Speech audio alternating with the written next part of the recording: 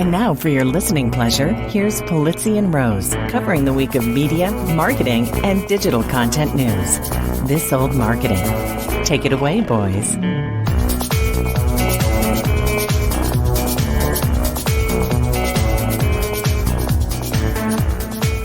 Well, hello, my friends. Welcome to This Old Marketing, proudly brought to you by the HubSpot Podcast Network, the audio destination for business professionals. I'm Robert Rose, and welcome to episode number 405, just like the freeway here in Los Angeles, for Friday, December 8th, 2023. And with me, as always, my friend, my colleague, and, a guy who definitely would have put Florida State in the college football playoffs, Mr. Joe Polizzi. I would have. I know you would have. Absolutely. As soon as I saw the headline, I knew you would have. I think this whole quality win thing is such BS. Well, the player thing. I mean, literally, the NCAA has become FIFA, right? I mean, it's all about the players now, right? I mean, we should probably explain very quickly here for those who don't understand what we're talking about here or care, quite frankly. But they talk about the quarterback for Florida State since he was out the last couple weeks and their last two wins were not quality wins, whatever that is. Sure. Well, because they had a backup quarterback. They had a backup quarterback for the second to last game. Yeah. Then he got hurt, and then a third string quarterback for the last game.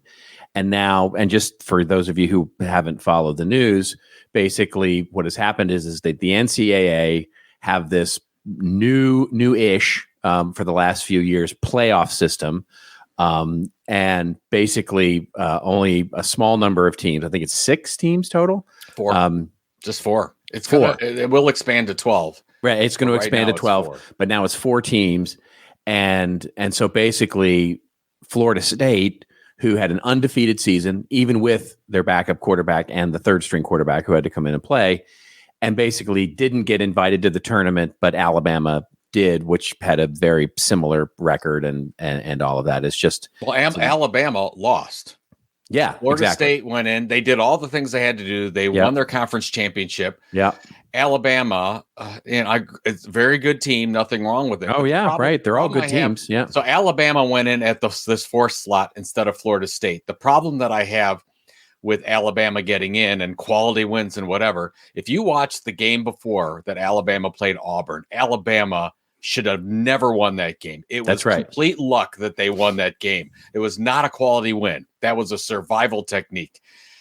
And I just don't see how they could make that decision to leave Florida State out. And I heard that the governor of the great state of Florida, Mr. DeSantis, was suing the NCAA. Well, what a shock, right? Ron DeSantis is going to sue somebody. Yeah. Which actually I think is one of his better moves. Yeah. If you had to put like the top 10 moves of Ron DeSantis I think this is number 3.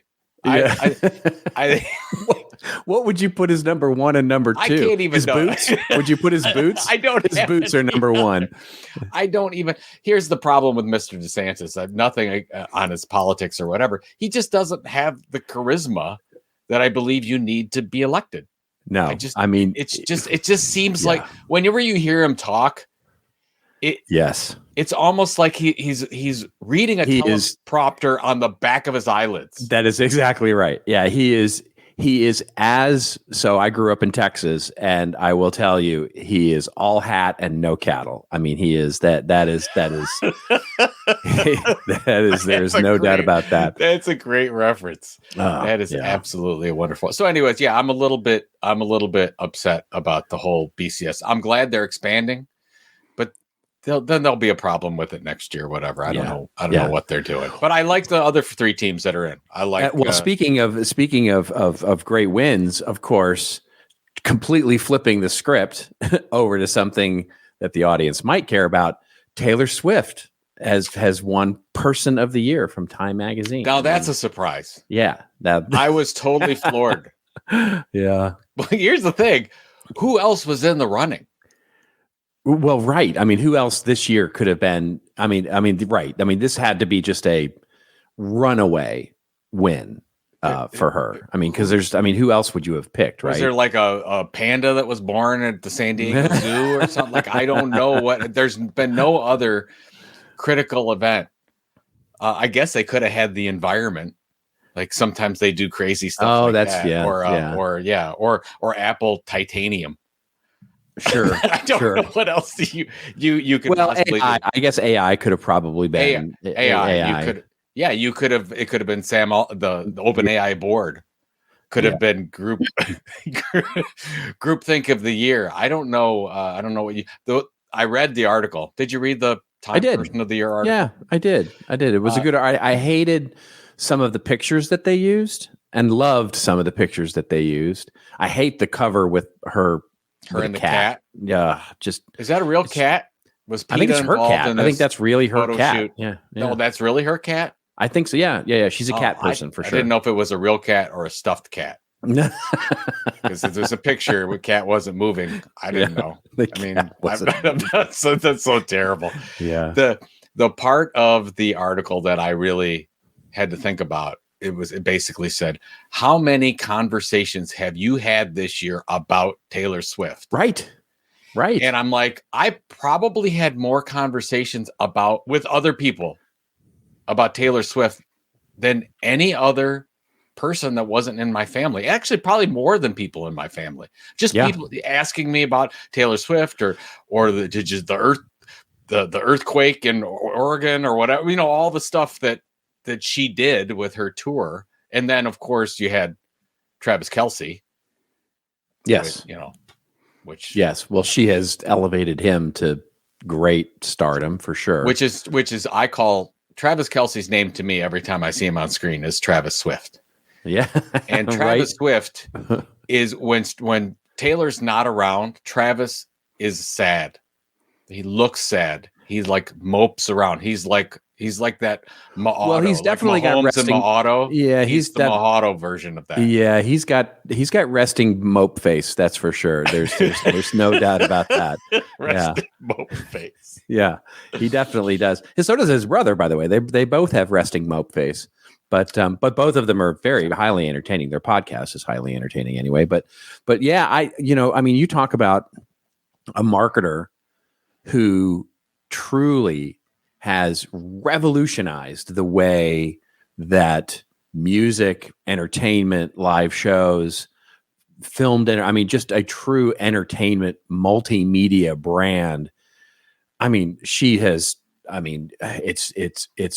It's just astounding what she's been able to do this year. Not just this year, but certainly this year being sort of the pinnacle of all of that. But just, for the last 10 years, she's been a juggernaut when it comes to the kind of marketing strategy. And clearly, she's got amazing people around her who are helping her through this. But from the movie, from the way that she did the distribution of the movie, from the way that she did her ticket sales, her live shows, the way that she funded the whole thing, marketed the whole thing. It's a business, an enterprise business case study, full stop.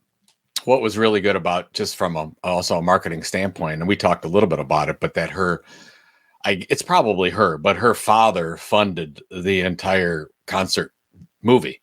Mm-hmm. $25 or $30 million, whatever they spent on doing the whole thing, so they could retain all the rights and then do whatever they wanted with it. Now, I know a lot of people can't do that, but totally smart move, right? They just didn't give it up to a regular production shop and say, okay, let's do the Hollywood thing like you would normally do it. Owned media. They're making so much money off of that. It's not even funny. Owned media.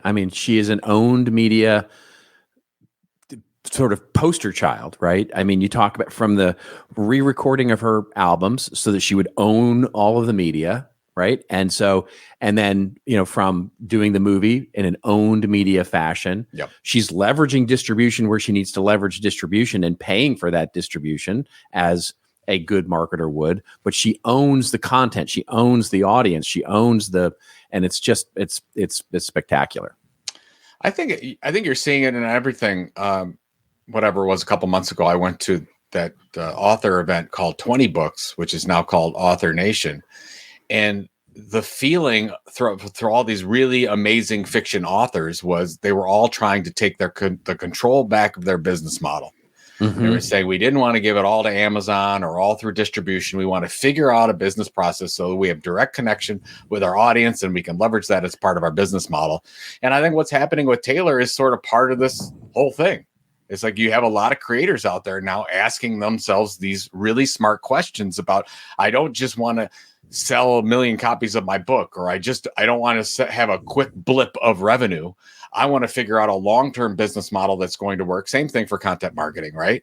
Yep. Long-term, I want to make sure that this works for us. We see ROI, and it has to do with that direct connection with the audience and not leveraging everything into these other platforms like your TikTok, like your YouTube and Google. And I know we've been talking about it forever, and people have been insinuating that they're down with it, but I think now you're finally seeing that tide turn, right? Well, yeah, seems like it 100%. And that applies, by the way, to B2B and B2C, because in so many ways, and this is my topic for my column next week that I'm writing, which is, if you need sort of the 2024 business case for why content marketing is such an important piece of this, it is about the relationship that you have with your wider audience, not just your, leads and opportunities and people that are in your pipeline, but literally the wider audience in general, because in a world of AI, in a world of democratized content, in a world where everything is exponentially, even, more than we could ever imagine, more noisy than it's ever been because of the automation and creation of content, authors and originators and artists and creators, in many ways, the storyteller becomes more important than the story. And so the source of information, the source of entertainment, the source is going to become really, really important. And so if you don't have a relationship as a source, as a storyteller, as a content creator with your audience, then your content might as well be just automated and commoditized. So it's an incredibly important marketing strategy. Yeah. Well, I think that's a great point, and that's exactly why we warned last week about what Sports Illustrated did with their making up their whatever their AI bot-driven author, and they're sort of caught on it. Whether they knew they were going to or not. I mean, that really. How many people are going to say, I don't know if I want to trust this now because of I don't know who this person is telling the story. I mean, how many of the media companies we talked about over the past 12 months have gone out of business or their business models are hurting? But at the same time, the new media companies are these brands or creators that are taking control because they can. They don't. That's right. You don't have to go through a media outlet. But it could be like our first episode from 2013. Yeah. By the way, we just celebrated. Did we talk about that? We just celebrated the 10-year anniversary. 10 years. 10 years. Yeah. That was November. Different. I think our first episode was November 30th. Is that right? It's very close. We're in the timetable. I don't really track the months and the years like normal people do anymore. Because once you get to be honest, once you get past that 25-year anniversary, then it doesn't really just matter anymore. And I don't even remember how I got here. We're 400 shows into this. It's like we're 405 hours into this nonsense. Do you ever think about why you took the phone call from me and we had the conversation that led to this podcast? Because I was bored and I was driving. I mean, so was I. We were both bored. Yeah. We're like, I don't know where I was. I was probably driving. It's like, this will kill the time for another hour while I'm driving through the desert of Palm Springs. God. Yeah. Unbelievable. I think we haven't changed at all. I think I actually have more hair. I think your hair is still long and flowy. I have more gray. I have way more gray. Yeah, I have way more gray now. Yeah, there's no doubt about that. I see pictures of myself now and I'm like, ooh, I really need to update my headshots because I definitely am. I mean, if it's possible, I'm more white than I am than I was even 10 years ago. You need an AI filter. You need it's called the Miami filter. That's right. It makes you look real tan And yeah. At least I don't put lifts. I don't put lifts in my boots. That's all I know is that I don't put lifts in my boots. I've never done that. Although my dad did for his wedding. My dad's 5'2", and my mom is 5'4". He put lifts in his shoes, though. He didn't put lifts in his boots. Shoes. Yeah, so that's different. Be the same height. That's different. If you don't know what we're talking about here, just Google Ron DeSantis's boots, and you'll see what I mean. It's all hat and no cattle. All right, should we get to our show here? Should we actually? Sure, why not? I thought we were into the show, but go ahead. Yeah, there we go. Well, we got a wonderful show here. We've got a few stories to talk about. Google launched their big Gemini project, and we'll talk a little bit about that and maybe pair it up with some things that we've seen in the broader MarTech world over the course of 2023. Then we'll talk about purpose and brand marketing and how there was a backlash this year, or is there a backlash? And we'll talk about Spotify sort of hiding under the covers here and laying off 1,500 people. We'll talk about what might be the implications there. And then we'll talk about the NCAA, which we talked a little bit about just a second ago, and how they are now maybe turning the tables and saying, yeah, maybe it's okay for college football players to be paid directly by colleges.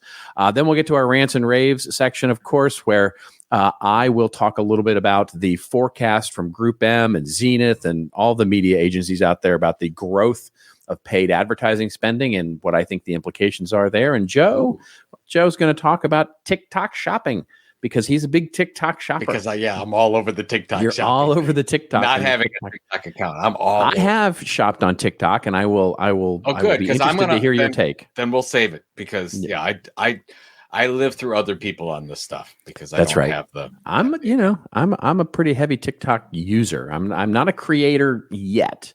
I've created the content, but I just haven't posted it yet. So, I know all of those who are out there waiting. You're not going to build an audience on TikTok if you don't publish. That's pretty much the best practice. There's your tweetable moment, folks. Hard to get if there's it's hard to get the followers. Hard to drink the water without turning the hose on. That's great. kind of thing. Thanks for that. That's probably. That is so good. That is so good. You're like, thanks, Dad. Yeah, thanks, Dad. Right. I well, by the way, I particularly liked your little subtle passive aggressive dig at the predictions column that you and I and so many participated in for Content Marketing Institute. Where you're like 70 predictions, and only one of them was about print, and that was me. Well. Give me a break. Half the predictions were AI. Of course they are. Of course they are. What else would you expect? I mean, come up with something. No, I mean, all my friends, they've got some great predictions, by the way. Yeah. But I was like, I'd come up with something different, like be bold. And I basically went out there and said, the next big thing is going to be print. Yeah. Because why not? Because enough about me. Because when the zombie apocalypse really happens, print's going to be extremely important. Print. Here we go. There we go. You heard it first. You heard it first here, folks. I didn't think I was. Was it a little passive aggressive? No, it was. It was. I'm totally joking. But your LinkedIn post, it totally, because I know you so well. Your LinkedIn post totally made me giggle. Right, where you're like, everybody said this, and I'm the only one. Yeah, I guess now that I read that, I'm to my of the 67 predictions, not one was about print. That's right, except for me. Except for me and my brilliancy. All right, let's get to our first story here, which is, of course, about our friends at Google. We will link to an article here from Media Post, actually, and it is about. And there are a number of. It wasn't actually as big a announcement as I always sort of grade news on whether it finds me or not, and this did not find me. I actually was looking for stories for this week, and this is one of the ones that popped up. The premiere or the top story in Morning Brew. Yeah, it was. It was one of the days. You think it was sort of a yawner? Let's find out here, shall we? So basically, the Google Gemini has launched, and the article from Media Post opens up by saying Google Gemini launched on Wednesday in a long-awaited debut of the company's most powerful artificial intelligence large language model. It is a multimodal and capable of reasoning across text, images, audio, video, and code. Maybe the most boring lead I've written or read all year. Anyway, the company said it has started to experiment with Gemini in search, where it is making Google Search Generative Experience, the SGE, for those of you keeping up with the acronyms, faster for users with a 40% reduction in latency in English. Man, this just reads like a brochure. It will also become available in services like Search, Ads, Chrome, and Duet AI. The technology works based on state-of-the-art performance. This is just a press release, so I'm just going to stop reading. But basically, Gemini, the underlying technology for what Google is doing on Search AI, as well as its Duet when you go into the Google Office, has launched. And I've started to notice it because I'm heavily using Google Search, obviously, and I signed up so that basically at the top of search results are showing the sort of AI generated results, which I'm still, to be honest, like not that impressed with. But I don't know. Do you have a take on this launch of this new AI? Did you watch the little Google? video? I did watch. Yeah, I did watch it. The blue duck. Yeah. Yes. So my take on it is that Google will probably be a key player in making this work, outside of the fact that they have billions and billions of dollars. But the fact is they generally, when they're second or third to market, they figure out a way to become the market leader. And they did so in search. Google was not the first search engine. Of course. Nor was it the first paid advertising search. That's right. They acquired their way into that business. Historically, they've done a very good job watching things happen and then saying, okay, let's take the best of all these things and move forward. What's interesting to me is that Google's suite, if you will, of, audio and textual and video AI generative services will be in one suite. They'll all be coming from the same place versus ChatGPT, where you have ChatGPT text is over here and video or picture DALL-E 3 is over here. So I think that seems like an opportunity for them to move forward. And whatever they talk about, how the learning LLM that this whole thing was created for was 90% faster, whatever the PR words. They used very fancy PR words to say that their LLM is one of the best around. I would imagine that Google's going to do very well. And I think that Google has to do well with this because of the fact that you and I have talked about at length. Their search these days sucks. Yeah, that's right. And anyone that's just they've got to make moves here quickly. Yeah. Yeah. I was talking to somebody the other day about being in the board in like the Google boardroom over the past 6 months. And for the first time, you've got to think that Google executives are sweating, saying, maybe we're going to be in trouble with this one.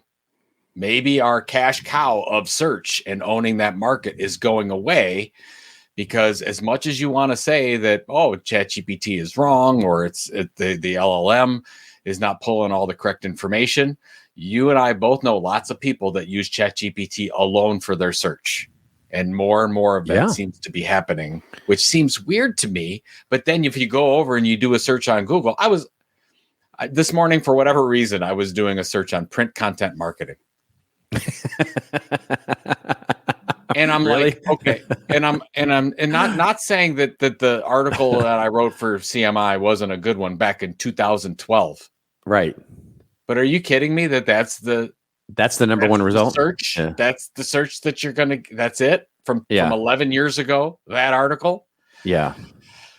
It's got to be something better than what they're doing, and so they've got to move. We'll see. What do you think about this? Well, when I think so, first of all, I think it's interesting to me that they are positioning this as a fundamental technology that will underpin all the other things, right? So so they basically, the duet, so this is more of a platform technology than it is sort of a user focused thing, right? So in other words, it's a technology that powers Google search. It's a technology that powers Duet. It's a technology that powers the other, audio and image creation and all those kinds of things that Google will productize in a different way. So I think they learned there, because you can see one of the challenges, because right now in ChatGPT 4, you can have, you can ask it to make images for you, right? You can ask it to make images for you. And if you have a paid account, I believe is the way that you have to do this. But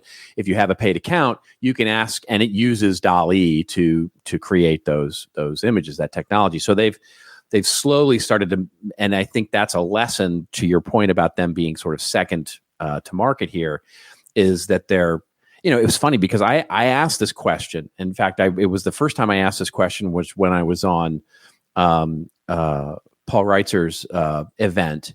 And this was early on. This was early on this year, like in the spring of this year. And one of my questions was, I wonder if ultimately this isn't, something that a company or a person will buy point solutions for. In other words, a company won't buy a generative AI tool for their marketing team and an analytics AI for their analytics team and a predictive analytics, for their supply chain team and, all that. Mm-hmm. In other words, is it going to just be an operating system that we purchase, and then ultimately there are applications built on top of it? To me, that's what Microsoft is trying to do here. That's what Microsoft is really all about, is trying to build in a new type of operating system that we would call AI. And this seems to me what Google is doing as well, which is an interesting challenge, because it is harder to market to consumers that way, right? In other words, if I go ask my wife, for example, about Gemini and Google and all their AI stuff, she's like, I don't know. I don't know. But if I ask her about ChatGPT, she's like, oh yeah, I got the app. I got I go on their website. I know how to use it. It's all, so it's a very interesting idea to see what will win the day, right? So it may be that we start to see Microsoft and or Google sort of start to win the B2B idea here of operating system as platform, as AI, and then we may see, sort of OpenAI win the consumer game, right? When the consumer sort of, this is how consumers utilize AI. I don't think Google will look at OpenAI's got a lot of momentum and they've got a lot of money behind them. Great. And whatever's going on with their sci-fi stuff lately, I have no idea. But Google's not going to let that happen. They're going to take the $100+ billion in excess cash and figure out how to win consumer search, consumer findability. Well, they have to do that, right? Yeah, they have to do that. But it brings up a fascinating question, though, which is, am I always, in other words, do you bring the baggage along with you? You know what I mean? In other words, Google search will always have some level of baggage to it, brand baggage to it, that it's not shiny and new, like ChatGPT. And so if you use Google and it's relatively the same experience, but it's branded Google search, but now it's AI, quote unquote, driven, do people care? And this is, I think, I don't know the answer to this question, but do people care? In other words, if it's the same, let's assume it's the same exact, kind of learning model, the same exact sort of technology, because I'm doing it through Google search and I'm already having a bad experience with Google search. I'm going to trust the results less? Am I going to not like the experience as much because it comes with that brand baggage?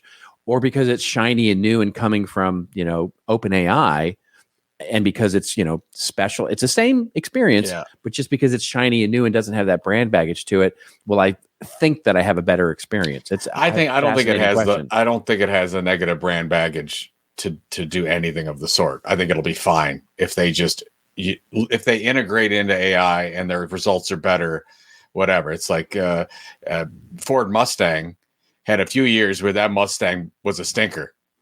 Right. But the Mustang brand continued on, and they went through it and saying, oh, hey, the 1992 was amazing, thankfully, because the 87 sucked. Whatever, right? I think they're going to be fine. Yeah, you may be right. People just want good results, right? You use Yelp until Yelp doesn't work for you anymore. Then you go to but that's the thing, right? You use Yelp till Yelp doesn't work for you anymore, but then you don't come back to Yelp, even if they have some shiny new thing. You think people? I don't know. I guess in some cases maybe they won't get a chance to get it back. For those few people, I don't know I would love to know what the percentage is of people that have just gone to the ChatGPT 4, whatever the version is, full time for their search, which seems just strange to me. Yeah, because you can't like I think a lot of searches are news generated, and because it's not up to the minute, you can't use that. Well, there's that too, right? But it will be. Yeah, it will be. There's all of that as well. Well, Google apparently is, right? So Google apparently is in real time, or as much as real time as you possibly can be. Yeah, or you can get really old search results that are 10 years. Yeah. Well, I mean, Google AI. Google AI. Google, give me. Yeah. How did the Cleveland Browns do in the 1964 NFL championship? And by the way, how entitled are we now as consumers, where that we're like, oh, Google search, it's 20 years old. God, that's an antique. What are you kidding me? So that's old. It's like, I mean, we should still marvel at the fact that there are trillions of documents out on the web that are being searched every single day, and that we're being brought those results in microseconds. I mean, it's just that technology is already just mind blowing, but then we're already like, we're on to the, we're just so entitled as consumers these days. I'm reading Lee and Andrew Child's new book called The Secret. That's the new Jack Reacher book. Sure. It's set in 1992.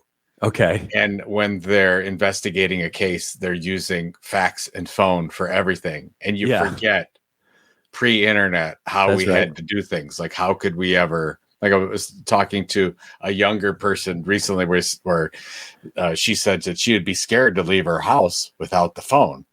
Yeah. And we were talking, there was a group of us Gen Xers there that were talking about, we used to tell our parents where we were going.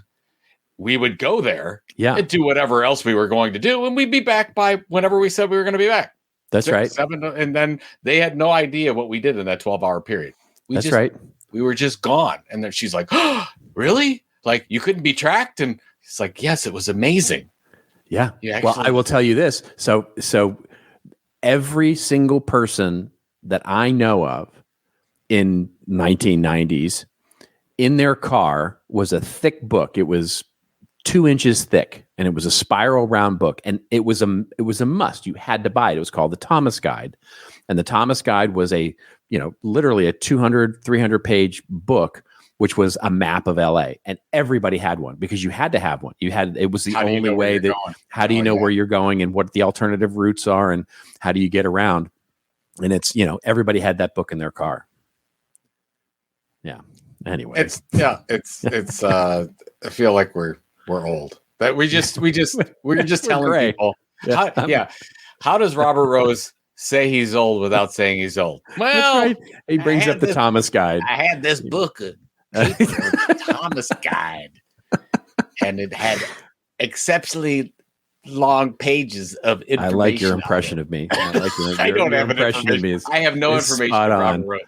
I don't know how to do your old man Robert. Yeah. All right. I'm Robert Rose. I'm old. That's all I got. All right. Well, I'll tell you what. Why don't we pay some bills here? Why don't we pay a couple of bills here before we move along? Let's see what happens. Yeah. Hey, did you know that HubSpot just launched an AI chatbot that helps you build awesome campaigns at scale with just a few prompts? Yeah, it's called Campaign Assistant, and it's a totally free-to-use AI tool that will transform the way you build marketing campaigns at scale. And the best part? Well, the best part is it works seamlessly with all of HubSpot's marketing and sales tools to scale your output across email, social, and more.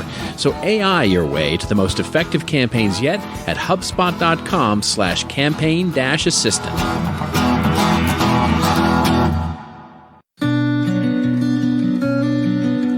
Can I tell you about a great podcast? It's called Inclusion in Marketing, and it's hosted by Sonia Thompson and brought to you by the HubSpot Podcast Network, the audio destination for business professionals.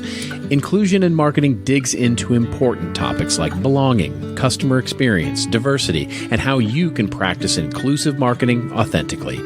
One of the more awesome recent episodes featured a cool exploration into the meaning of belonging, all related to Beyoncé's Renaissance World Tour. Yeah, it was really interesting. So go find it and follow it. You'll find the Inclusion in Marketing podcast wherever you follow your favorite pods.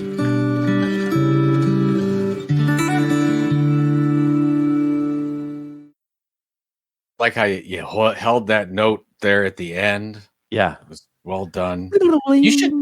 You could read like bedtime stories. It's when you want to, you have a very soothing voice.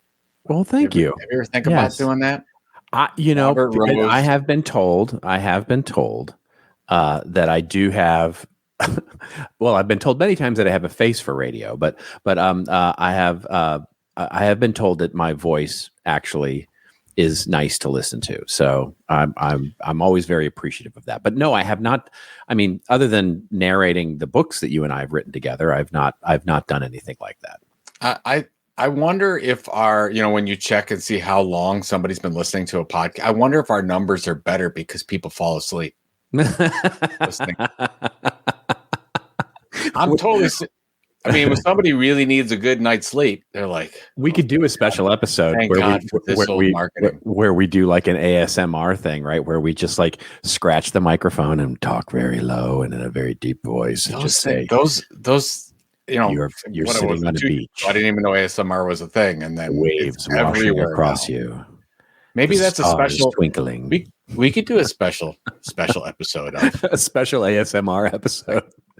Hey, this is Robert Rose, and I'm doing ASMR. Yeah, yeah. Your impressions of me today are just spot on. It's so good. It's so good. I tell you, only one I do is Elmo, and I'm not doing it on the show. It's the only impression I do. I got Elmo.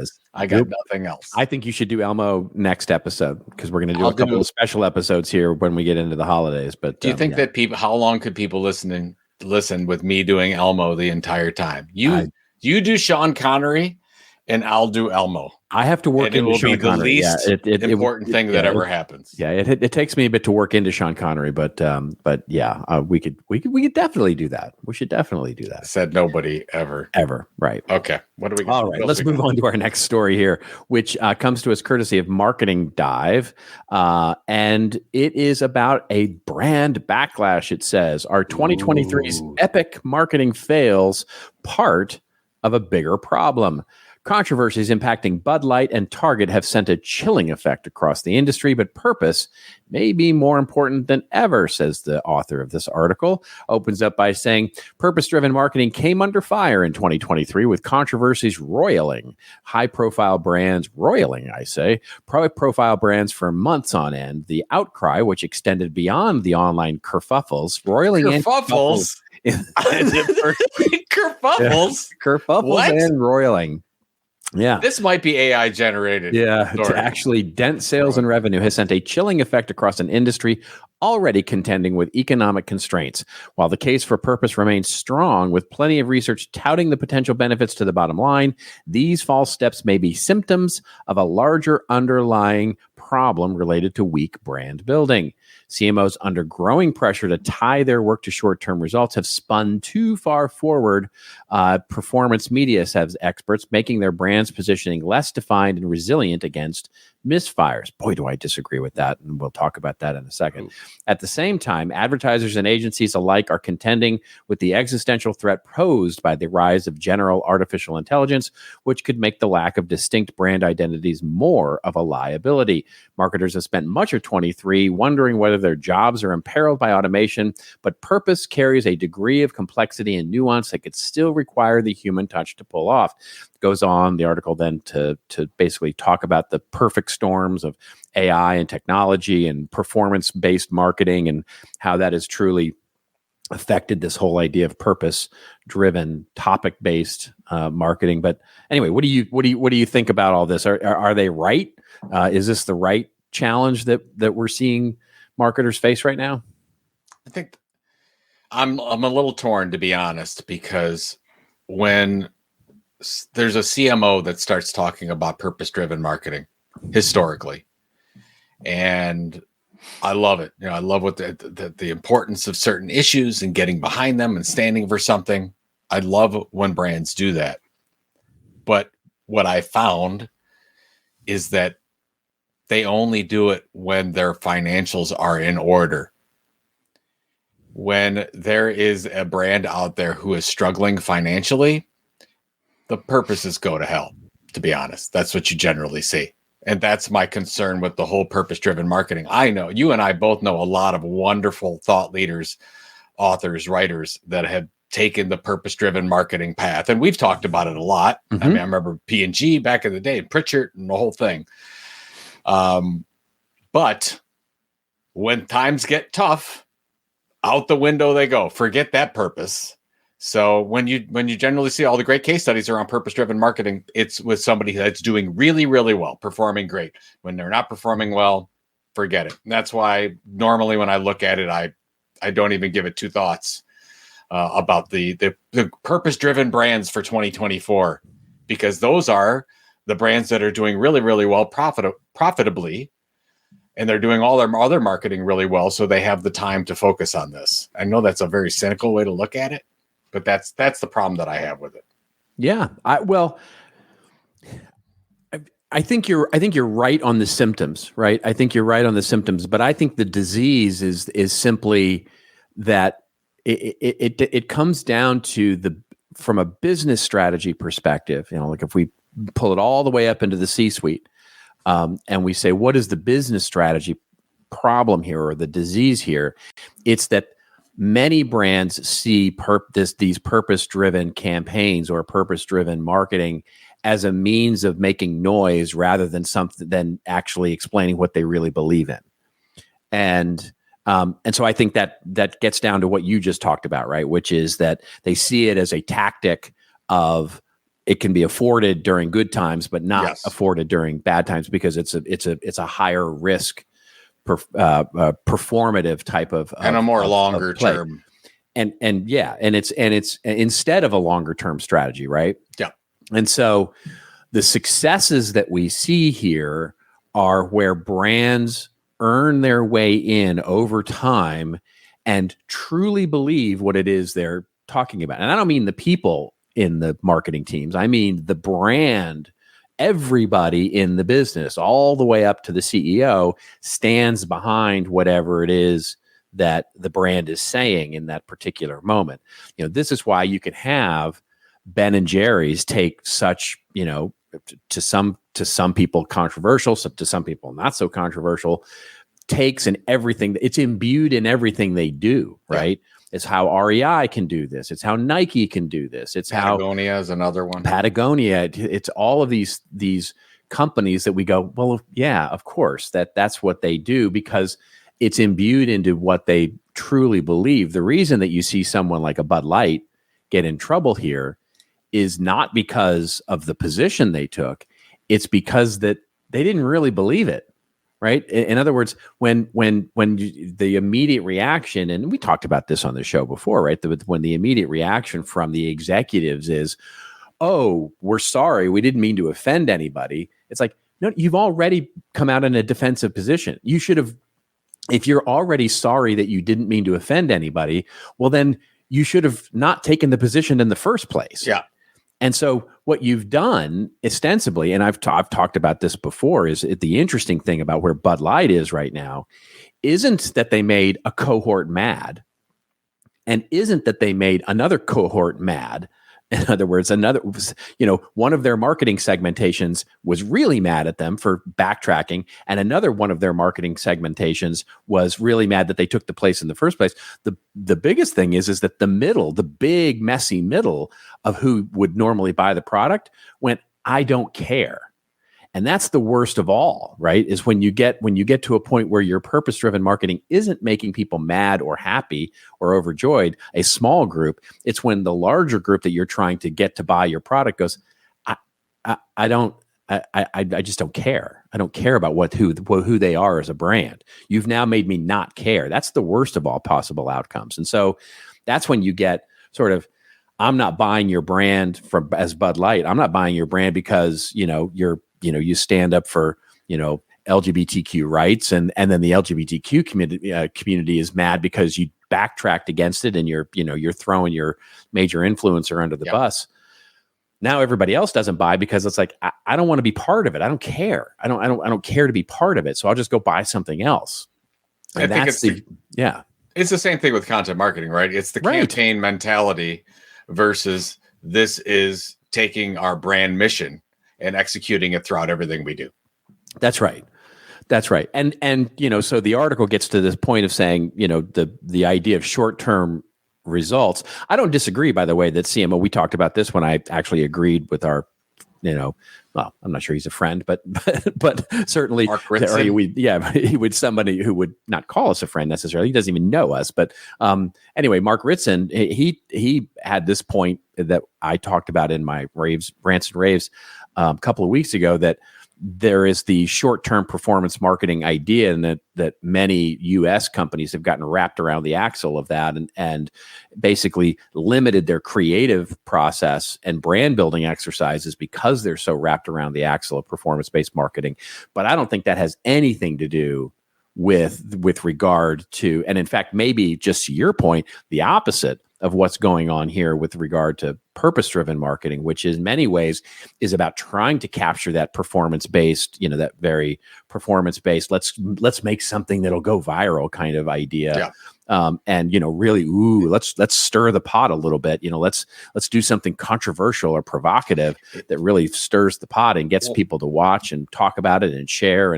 And that's usually the beginning of a conversation that's going to get you into trouble if you're talking about something.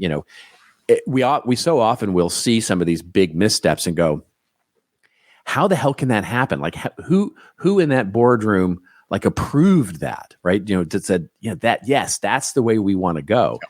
And when you start to realize how pressure filled the idea is that, that we want to do this, then you start going, yeah, I can see how that decision was made. It's wrong and it's awful that it got made that way, but that's the way we lose our, and it has nothing to do with AI. It has nothing to do with AI and sort of the human touch, because if anything, I think AI will probably exacerbate this problem. I think it's when purpose-driven marketing feels more like newsjacking, that's where we have a problem. Yes, and that's why I've never liked the whole idea of newsjacking. And I know it's worked for a lot of people, so my apologies to those that it's worked for. But it's like, what's going on, and how can we insert our message inside, or our brand inside what's going on out there? And I think that's a lot of what happened with Bud Light. They tried to catch a wave. Yes, and they didn't. They went the other way on them. That's right. Well, and I wrote about this a few months ago about newsjacking, and the problem is that just exactly to your point, that's what a lot of people think newsjacking is like inserting our brand into some controversial topic so that we can ride that wave. When newsjacking is done really well, it's about how do we use the news to actually drive something that we're already doing or that we already believe in, right? So that's when it really works. It's like if you can tie the news into something that you've already established for yourself, or that you've already done, or that you're already doing, now it really works. You know what I mean? It's like, the famous example of that is when the Australian insurance company, when Obama was going to go visit Australia for the first time, the Australian insurance company wrote a big press release how they gave him an insurance policy against crocodiles and sort of all those kinds of things. And it made the news, right? So I was imbuing something that was already part of their sort of interesting and brand into something that was newsworthy. And that's where newsjacking can work, that this does not. Obviously did not. Not in Bud Light's case. They're still reeling. I think I think it's still dropped. The CMO, the CMO quit. Yeah, the CMO just the left CMO the company quit. He quit. Right. Yeah. That was a quitting that was happening, not a firing. Right. Exactly. One of those mutually agreed upon things. Yes. Here, let me tell you what's going to happen here. The CEO walks in. It's like you're going to quit. Yeah. Exactly. You are going to resign. That's right. Now. That's right. All right. Let's get to our next story here really quickly here so we can move through these quickly. Well, speaking of quitting and speaking of you're going to quit, well, it looks like Spotify just said that to 1,500 people. The headline here from Morning Brew says Spotify lays off 1 in 6 employees. The platform is transitioning from a growth mindset to a profitability push. Yeah, that's what the kids call it these days. Anyway, the article opens up by saying days after virtually placing you in a random college town based on your listening habits, Spotify struck a somber note by saying it will let go 1,500 employees. CEO Daniel Ek announced yesterday that the company is cutting 17% of its workforce in order to hit financial targets. And basically, Ek cited the need to right-size costs, meet an economic slowdown. So the article goes on. What do you think? I think that every one of these companies are using the right, we talk about right sizing all the time. Like with New York Times, the New York Times right sized them. Well, here's another one. Google right size. Spotify is now right sizing because of they hired too many people at one time. I think what's more than anything else, at least what I see happening is that you have 2 key platforms out there, TikTok and YouTube, that are key competitors to Spotify. Whether Spotify wants to say they are or whether you believe they are doesn't matter. Those other two channels don't pay anything for the most part for their content. Spotify went on the other side, more of the premium. They bought Gimlet. They're going to create these amazing shows that are going to win Pulitzer Prizes and all this kind of stuff. Well, that's gone. So they're trying to figure out that, how can we survive mostly? And they do already off a lot of this free content. They want to go that direction. It's just hard to be the Netflix in that category when your competition doesn't have to do that, especially TikTok. So, and I love Spotify, by the way. I'm not a big user of it. You are more than I am. I think that they're going to be a player for a long, long period of time, but I think that they got it wrong or didn't see the other train coming down the track when it comes to, you don't have to spend money on content acquisition anymore. So they're trying to say, take that out of the budget. And with that goes 1,500 people. Yeah. Well, I think just to your point, to me, this was always coming. Right. And I think that, honestly, I have to think that the reason that they're doing this now is because it's the holiday. It's, people, it is likely to not be, if they had done this earlier in the year, it would have been a much bigger news story. And I think this was all, with the number of acquisitions, the article brings up the fact that it was part of a hiring spree during the pandemic. Yeah, maybe. I think it's more to your point about the acquisitions. They've made a lot of acquisitions over the last couple of years, and those acquisitions, usually take time to merge. We're seeing a very similar thing right now happen with VMware, right? VMware and Broadcom. That merger has been around for a long time. I mean, but literally in the last 2 months is when the transaction finally happened. And now and then we're starting to see the layoffs because of the double. Basically them being able to say, hey, listen, where do we doubled up? Where do we not have, where we have surplus people and all those kinds of things. And with their acquisitions of all these different products, including Gimlet Media, you're starting to see them say, there's a lot of we just have too many. I mean, that's the whole point of an acquisition, is that you're making more efficient the businesses that you're putting together. And so this was always going to happen. And it looks like, and I think Daniel Ek is a very thoughtful manager when it comes to these things. I think they're basically saying, let's do this once. Let's do this riff once, and let's not, so let's make it deep and cut, the cuts deep, and move into 24 and really try to move this thing to a smarter business. It's just interesting to me that there's not a heck of a lot left of Gimlet Media. Yeah.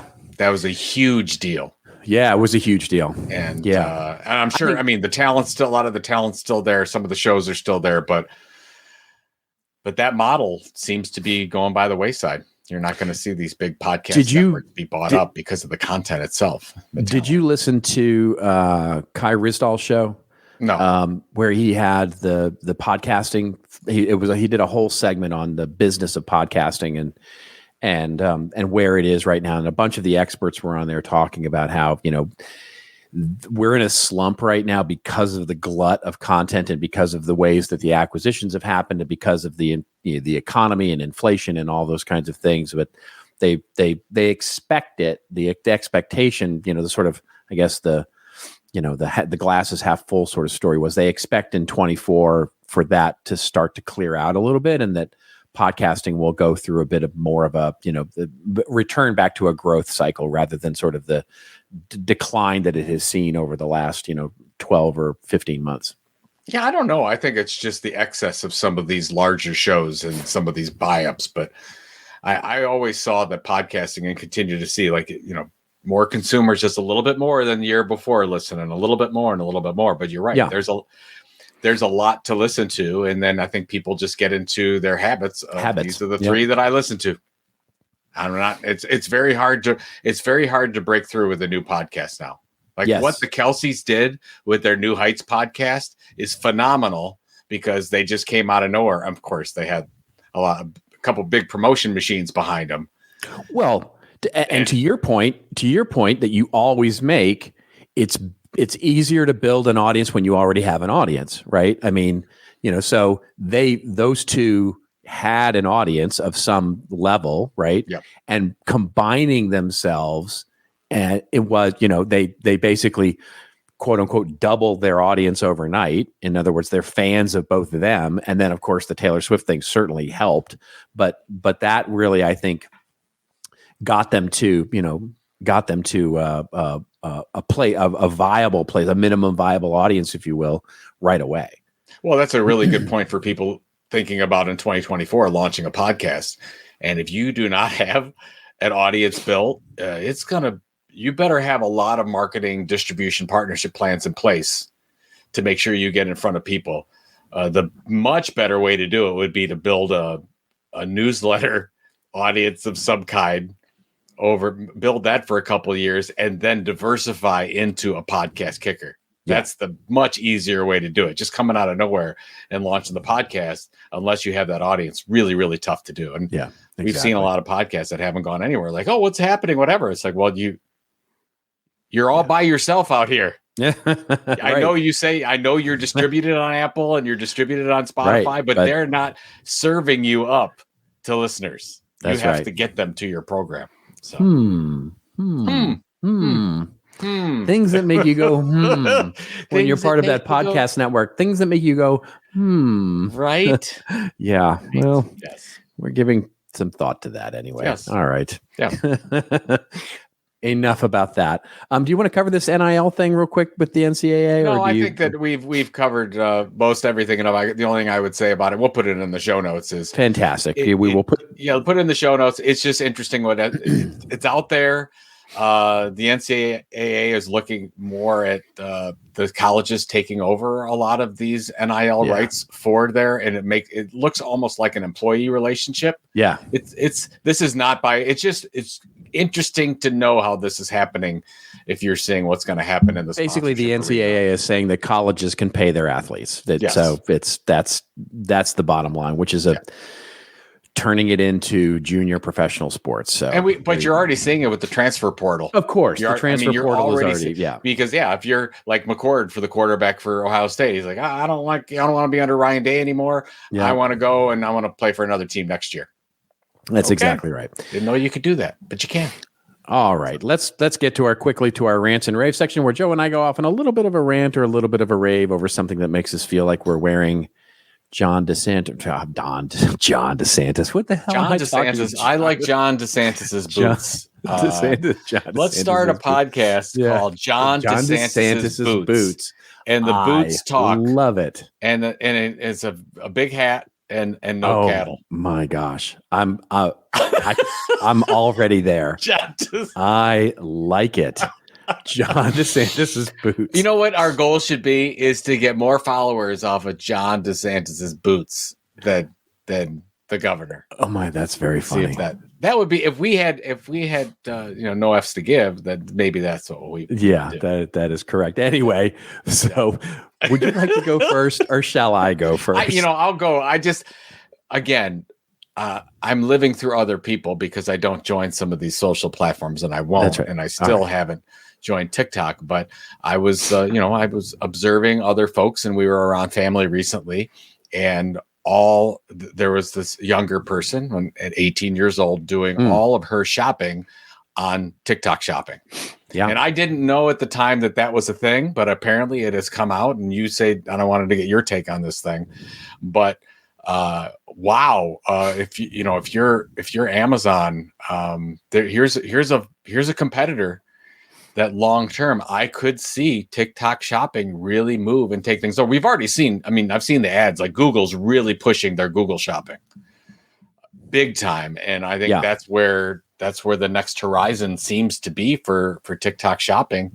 And I wanted to get your take. How easy is it? Is this a formidable competitor? Should we start paying attention to this? Do I need to join TikTok just to do the shopping experience because I don't want to? No, I don't think. You in particular, no, I don't think so, because you have, look, I think you should try TikTok. I know you've said before that you're afraid that you'll love it and you'll get addicted to it. I think you can probably muster a little more self restraint than that, but I don't know if I can. I'll give you an example. So my wife downloaded QS Watermelon.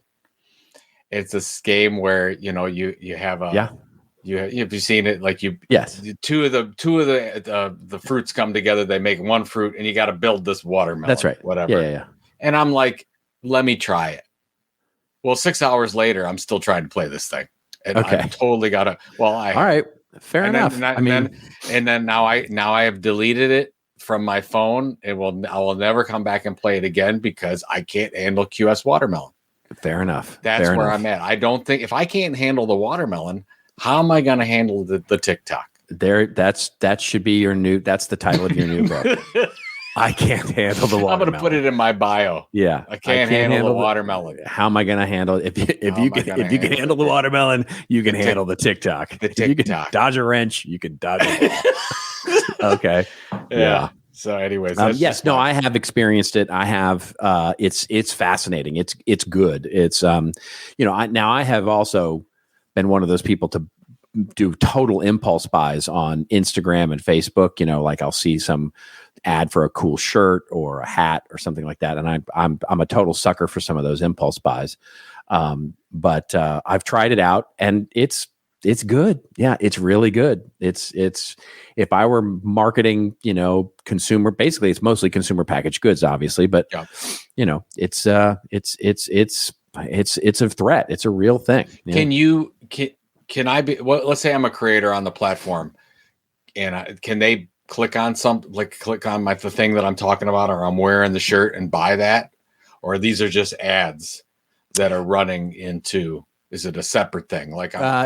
Is it within the content? I don't know the capabilities of it. What I have seen is mostly the latter, right? Where it's mostly just an ad for something, and then there's a link, kind of a link in bio. You can buy it directly off of TikTok. You can buy it directly through TikTok and literally do the thing. So yes. Okay. Interesting. All right. Yeah. What is your I very quickly here. Basically, I've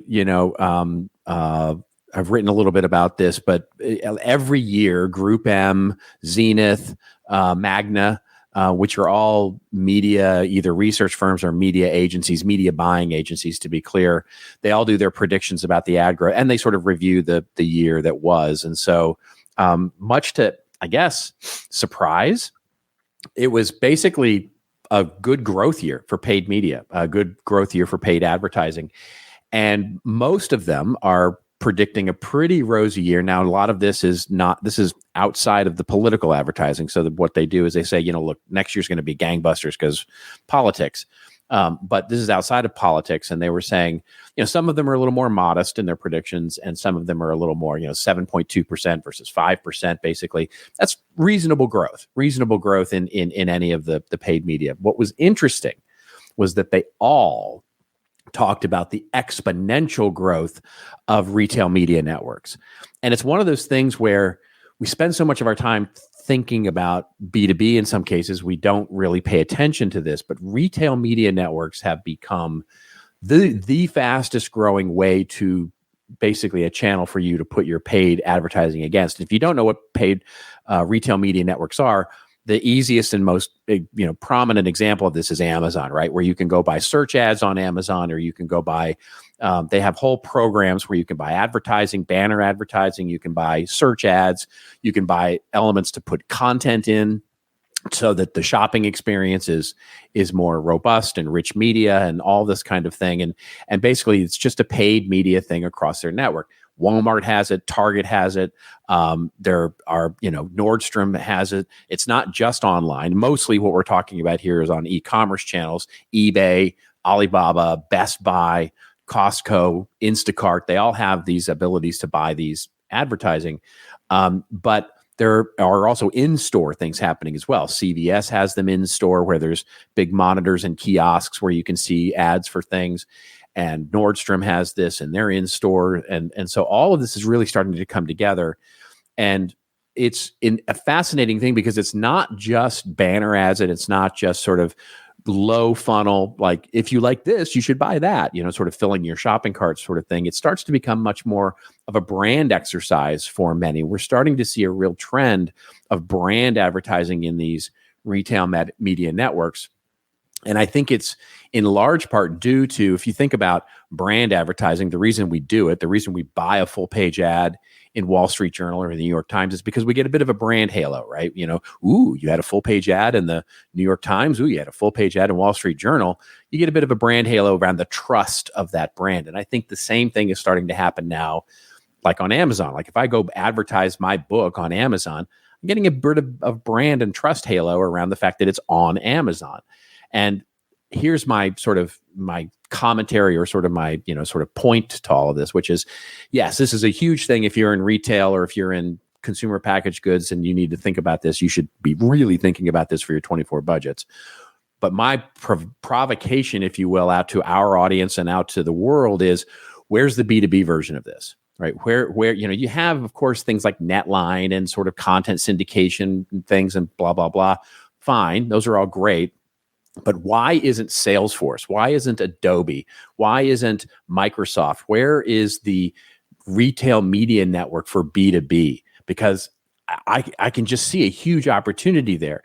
If I'm marketing a consulting service or a generator or whatever, I might want to put my paid media on Salesforce Plus or on an Adobe Content Network or on something, and we can see examples of this.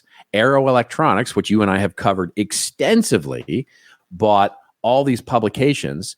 Now, they all operate sort of independently, et cetera, but they could very easily conjoin a lot of those things into sort of more of a B2B retail media network and sell those things across network if they're not already doing that, and really create something very, very interesting in the B2B space. So I just think it's a fascinating trend for next year. I think it's interesting. I think it's just really difficult to do because the buyers and the influencers that are watching have such different needs. across the different channels. That's why B2B media is like, oh, okay, well, I've got this B2B media channel, and we're just going out to these 5,000 people that they specify these types of products or manufacture, engineering, or whatever. So I mean, that's why you never see some of these channels grow and work with each other from a sales capacity like you're talking about, because the target audience is so incredibly different. Yeah. So you'd have to have it on some wider, you could do it on maybe technology or something like that. Well, I just think of, so most of those companies, the Microsofts, the Salesforce, the HubSpots of the world, they all have partner networks, right? They all have sort of, partner platforms where you can go on and I can buy a solution that fits right with HubSpot, right? If I was a B2B marketer, I might want to put my ad on there, even if I didn't have an integration with one of those platforms, right? And they could think about monetizing those platforms in a different kind of way. It's just, that's my only point. No, I totally see it. There's, again, we could get into a whole bunch of issues. It would be interesting to see if you talk to a CMO, how difficult it would be to accept money in that capacity. I totally get it. I totally get it. It's like, oh my God, how do we account for this type of thing? Well, I agree with you. I think there's an opportunity there. And by the way, talked about new revenue from that, so you build an audience and drive revenue from that standpoint. Sometimes they think it's more of a bother. Agreed. Totally agreed. Yeah. That was always the problem in the B2C world, right? Yeah, we used to hear this from Julie Fleischer, right? At Kraft, when she was doing Food and Family magazine, that was a paid subscription to that print magazine. It was like, well, how does that, the CFO would be like, where does that money go? It's like, I don't know, it just kind of goes. There's like kind of they don't know how to deal with it. We're not a media company. And you're like, oh, yes, you are actually. But you just don't know it. You just, what do you got going on this week? I am working, work. Everybody's filling in this week because they want to take the next 2 weeks off. So I am just slammed busy with client work. How about you? I'm looking forward to seeing the Browns win on Sunday. Yeah. Oh, we got a big game coming up, Philadelphia. We have to you already, and I know you're trying to chase the Eagles, your Cowboys, but you probably are going to make the playoffs. Oh yeah, it is still very much in doubt, and we need a win at home against Jacksonville with my new favorite quarterback, Mr. Joe Flacco. It is. He's playing well. He played well. The defense sort of, they fell apart, but it's just it's a regular Brown season. You're hot and you're cold. You're bad that's and exactly you're bold. what's going on. But I'll be there. I will be there rooting for them. So all right. So yay, sports team. Yay, sports ball. Yay, okay. Sports ball. Thank all of you for putting up with our nonsense for yet another hour. We really, really appreciate it. And we will see you again next week. And until we see you again next week, just remember, it's your story to tell. Tell it well. We'll see you next week on This Old Marketing.